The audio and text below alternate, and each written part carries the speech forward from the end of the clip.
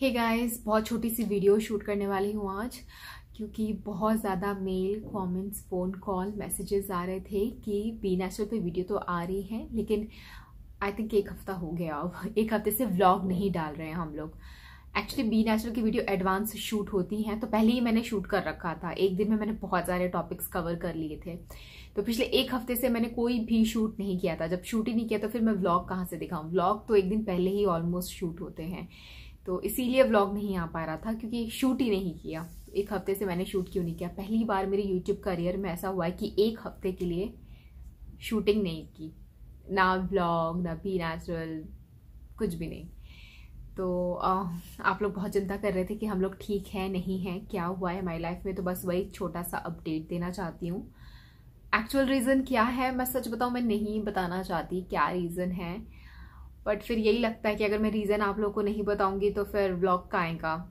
I know vlog में सारी बातें शेयर नहीं की जाती हैं, लेकिन एक हफ्ता व्लॉग नहीं देने का मुझे रीज़न तो देना ही पड़ेगा ना। तो मैं पूरा खुल के नहीं बताऊंगी, बट हाँ, जैसे कि आपको पता है कि हम लोगों ने नवंबर में ही वीडियो डाला था कि अब हम आपको खुशखबरी देंगे, बेबी वाली गुड न्यूज़ देंगे, प्रेगनेंसी वाली। तो हमने अपना मतलब मैंने प्रिंस को मना लिया था कि अब हम अपनी फैमिली प्लानिंग करेंगे, आगे ज़िंदगी बढ़ाएंगे हम।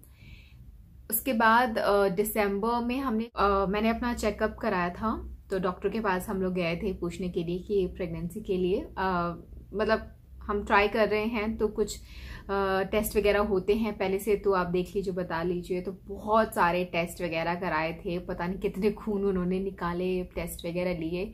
तो उन दिनों थोड़ी प्रॉब्लम आ गई थी रिपोर्ट्स में। पहले तो एक छोटा सा सिस्ट उन्होंने रिपोर्ट में दिखाया, तो मैं तब बहुत परेशान हो गई थी, बट बाद में जब गए हम रिपोर्ट लेकर के डॉक्टर के पास, तो उन्होंने बोला कि ये सिस्ट नॉर्मल है, ये अपने आप ठीक हो जाएगा। फिर उसके बाद जब ब्लड रिपोर्ट्स वगैरह चेक की तो थोड़ी सी खून की कमी थी, तो डॉक्टर ने बोला थोड़ा सा रुक जाओ और खून डेफिशिएंसी जो भी है उसको ठीक कर लो, और उसके बाद बॉडी को एक बार प्रिपेयर कर लोगे, फिर बेबी रहेगा तो अच्छी बात रहेगी, तो थोड़े टाइम और रुक जाओ। तो 1 महीना और वेट किया, और उसके बाद जब मैं फाइनली परफेक्ट फिट हो गई थी, रेडी हो गई थी, उसके बाद वायरस। हमें लगा चलो कोई नहीं, 1 दिन का लॉकडाउन है, 2 दिन का लॉकडाउन है, 1 हफ्ते का है, 2 हफ्ते का है, 1 महीने, तो अरे ये तो खत्म ही नहीं हो रहा है। और इस वायरस की वजह से मेरा और प्रिंस का बहुत झगड़ा हुआ था, क्योंकि मैं सोच रही थी बच्चा अपनी किस्मत लेकर के आता है, तो कोई बात नहीं, सिचुएशन सही है नहीं है, उसकी किस्मत अच्छी होगी तो वो हो जाएगा।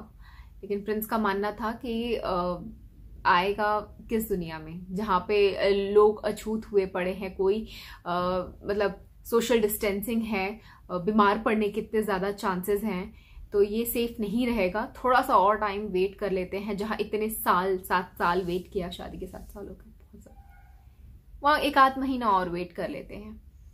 तो मुझे लगा चलो कोई बात नहीं, बाद में समहाउ प्रिंस ने कन्विंस कर लिया मुझे, बट ये तो ख़त्म ही नहीं हो रहा। 1 महीना हो गया, 2 महीना हो गया, अभी जैसे जैसे केसेस बढ़ते जा रहे हैं लग रहा है कि ये और जाएगा, 3-4 महीने, साल जाएगा। और मुझे अच्छे से याद है, आपको भी याद होगा, एक व्लॉग में मैंने बोला था, नवंबर दिसंबर का व्लॉग था, पूरे कॉन्फिडेंस के साथ मैंने बोला था कि अगली बार अगले साल नवंबर दिसंबर तक मेरे हाथ में मेरा खुद का बेबी होगा।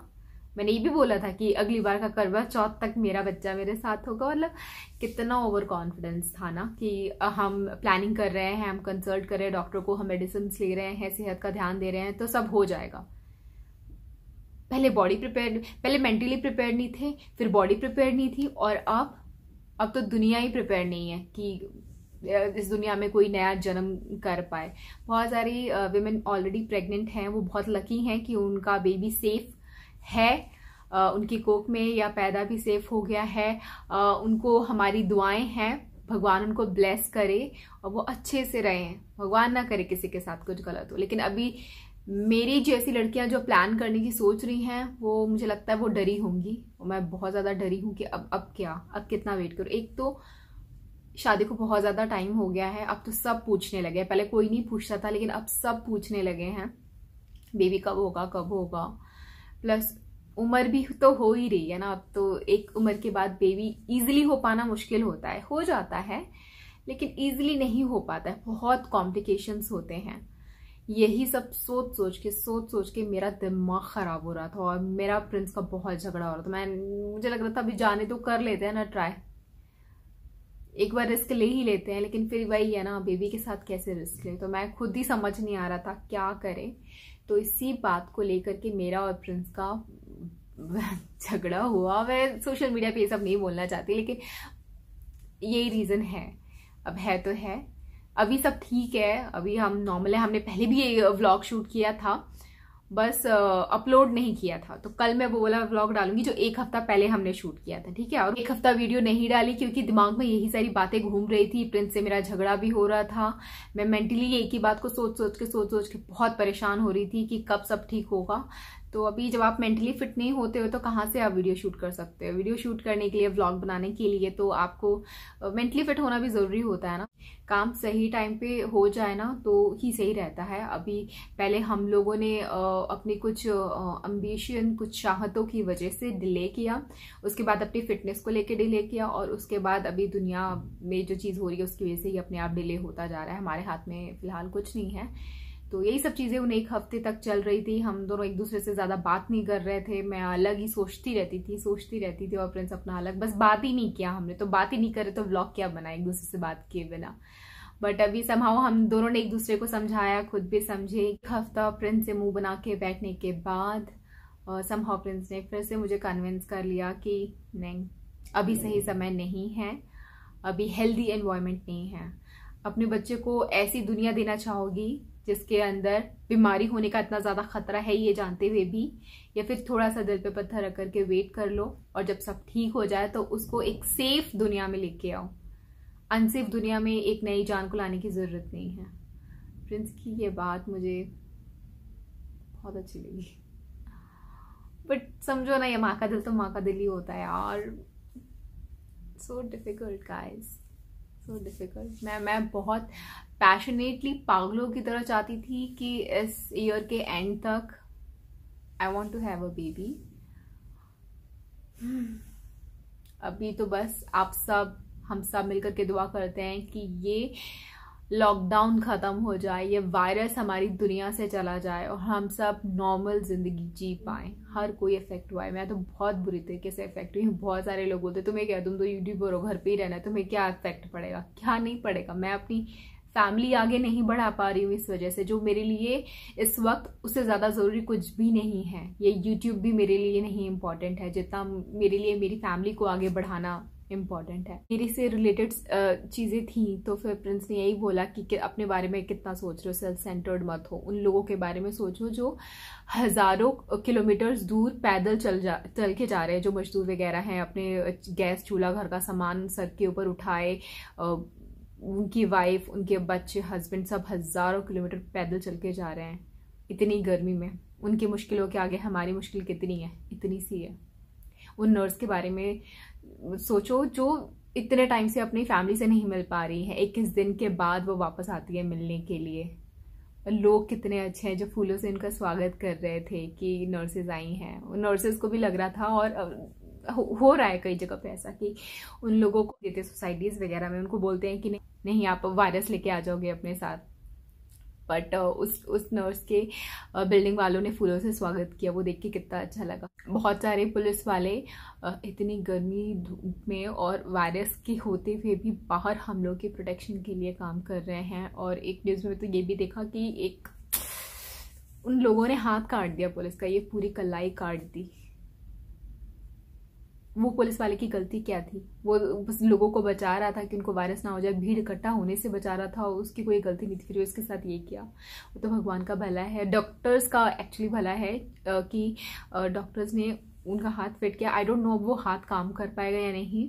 और जब वो वापस अपने घर आए तो लोगों ने फूलों से उनका स्वागत किया, उनके लिए बैंड बाजा वगैरह बनाया, रेड कार्पेट लगाया। रियल हीरो तो वो है, सच में ये लोग रियल हीरो है। जितने भी डॉक्टर, नर्स, सफाई कर्मचारी, जितने भी पुलिस में हैं, हम लोगों के लिए ऐसे मौके में काम कर रहे हैं, इतना रिस्क लेते हुए भी, सही मायने में देखा जाए तो वही रियल हीरोज़ हैं। हम लोग की अपनी पर्सनल प्रॉब्लम्स हैं, बट वो इतनी भी बड़ी नहीं है जितना रिस्क वो लोग ले रहे हैं अपनी जान का, अपनी फैमिली का, अपने घर वालों को छोड़ करके बाहर जॉब कर रहे हैं, होटल में स्टे कर रहे हैं, वो घर नहीं आ रहे हैं वो लोग कितने कितने दिन। कितनी वीडियोस में तो देखा डॉक्टर अपने घर भी अगर आते हैं तो बच्चे दौड़ के आते हैं पापा मम्मी के गले लगने, लेकिन वो लोग दूर से ऐसे रोक देख करके इतना इमोशनल फील करते हैं ना, बहुत बुरा लगता है कि जब दुनिया इतना सह रही है तो मैं अगर ज़रा सा और वेट कर लूँ तो फिर ठीक है, अभी जब किस्मत में होगा तो होगा, नहीं होगा तो फिर देखते हैं हम और क्या कर सकते हैं।